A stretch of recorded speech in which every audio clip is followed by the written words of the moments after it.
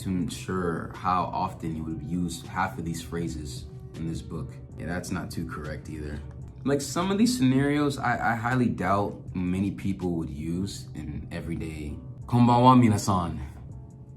Kyo desu. So fun little video today.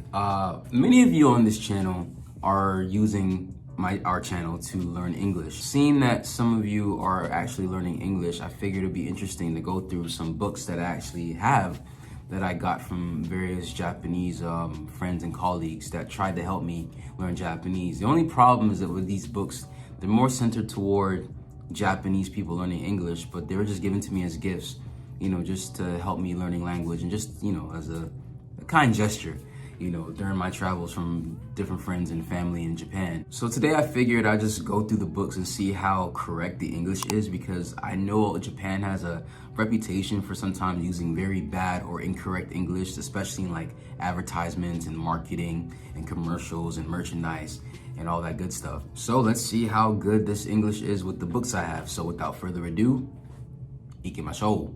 Also, letting you guys know that my Japanese is horrible. I only understand really katakana and hiragana at the moment.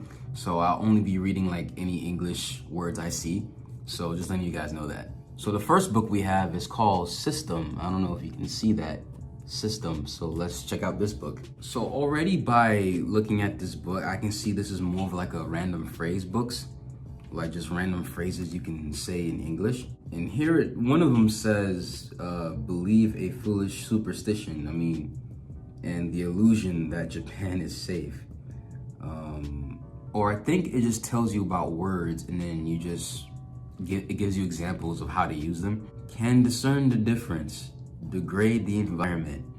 Swear, never drink again. Okay, that's not right. Swear, never drink again is no. It's I swear not to drink again. Yeah, that's not too correct either. Overall, a decent book, not too bad. I didn't find too much mistakes, but there were some mistakes in here. We have a book called Database. I don't know if you guys know about this book. Let's check it out. So this book seems to be another, like, it tells you the definition of the word and it kind of like gives examples on how to use it. I mean, so far so good. I haven't found really much mistakes with this one, to be honest. However, it's like the English is not necessarily correct, but how it sounds, it just sounds so robotic, you know? Like this one says, I don't eat breakfast, but I make up for it at lunch. I mean, it's not incorrect, but it's a bit unnatural sounding. You can't be serious, you're pulling my leg. Like no one, like some of these scenarios, I highly doubt many people would use in everyday. Like for example, this one, I didn't have the nerve to ask her on a date. Like it's not wrong. Like this book was straight. It wasn't necessarily wrong, just very weird, awkward English. So this one called Distinction. Let's see if this one's any better. So far, I think this is like the best one I've looked at so far. The English is a lot more natural sounding in this book. Like for example, there's a phrase we use in English called down in the dumps, which basically means like you're not feeling well or you're kind of like discouraged or you just like kind of feeling bad. And he says, Julia's a bit down in the dumps because her husband has been overseas for a couple of weeks now. Like that sounds a lot more natural sounding. And like it also says icebreaker, which is let's organize icebreaker games to help participants relax. I think so far this book is the best one that I've found so far. Next book is this, which looks like a dictionary or like a word dictionary. I don't see any English, so I can't really read the kanji too much. It says tageto. Target.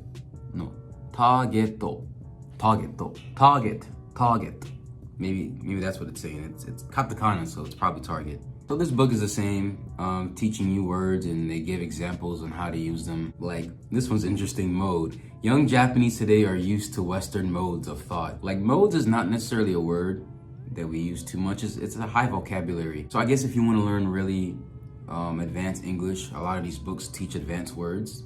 But if you want to sound more natural, you probably want to use like more everyday words. Vertical. She placed the ladder in a vertical position. Like, again, a lot of these examples are not bad. It's just that they don't sound very natural. I'm not too sure how often you would use half of these phrases in this book. Incredible. It is incredible that he refused the bank's financial support. Yeah, that's not too bad. But again, the problem with some of these books is that they sound very unnatural. I just realized I got like more versions of this book. I think Edda-san gave me this. I forgot who gave me these books, but I think Edda-san may have given me this one. The sky is the limit. That's a phrase that means like anything is possible or there's nothing that can stop you. Like life has unlimited possibilities, like the sky's the limit, you know? And I like how it uses like, what do you want to do in life? Live abroad, start a business, the sky's the limit. Use it or lose it. Learning a foreign language is like building a muscle. Use it or lose it. My golf swing used to be great, but I'm a bit rusty because I haven't played for months. And different kinds of like particular phrases that we use in English a lot. Again, what I think with these distinction books, and I got version 2 right here, is that they're very good for just like basic English and more conversational English because you sound more fluent saying like everyday words, and it's pretty much the same with this version too. You know, like I think so far this book series, this distinction has been the best. So, I mean, if you want to learn more conversational, relaxed English that sounds more natural, I think these books would be better than the other ones that I've reviewed. And last, and hopefully not least, is this book, which means kikutan,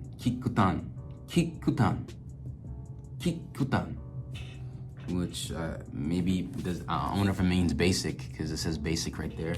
And yeah, with this book, it's the same thing, you know, learning a word and seeing how it's used, but a lot of it is very like robotic English, and it's not wrong because you can use a lot of these phrases in everyday English, but it just doesn't seem as natural.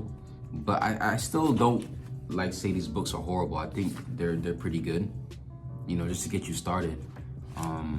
You know, so again, this book is not bad either, but it's very similar to the other ones I've looked at. So really, in short, I mean, none of these books were necessarily bad. I mean, some of the English and some of the books were wrong. I think the distinction books probably sound a lot more natural. It's more conversational and more things you would say. So, I mean, I recommend, you know, if you're learning a language, just learn a lot of vocabulary, but also how you use the words in the structure of the sentences and how casual you sound may determine how fluent people perceive you as. I don't think any of these books are bad. I think any of these books can help you learn, but I think the distinction series sounds a bit more natural sounding.